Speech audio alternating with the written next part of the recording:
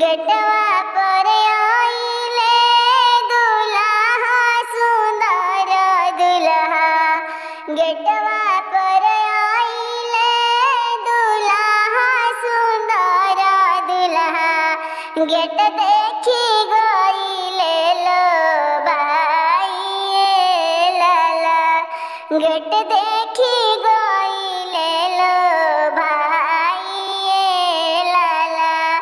हाथवा में शोभे उनका रेशमी रुमालिया हो।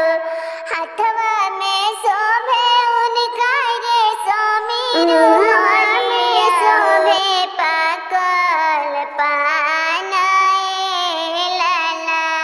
मुहवा में शोभे पाकल पान लाला। लीलरा पर शोभे उनका चंदन टीकावा हो। लीलरा पर शोभे उनका चंदन टीकावा हो। सिरवा मौरिया के लहराए लाला। सिर पर मौरिया के लहराए लाला। हाथवा में लेहनी पापा सोने के थाली हो।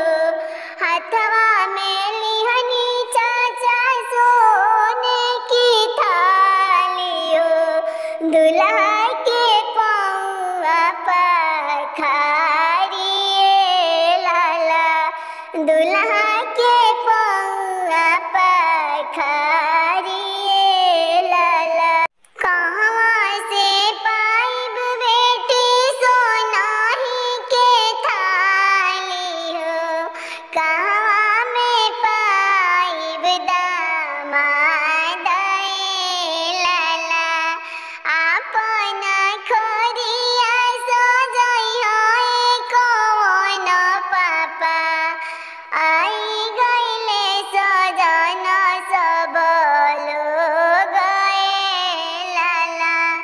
अवतर सजन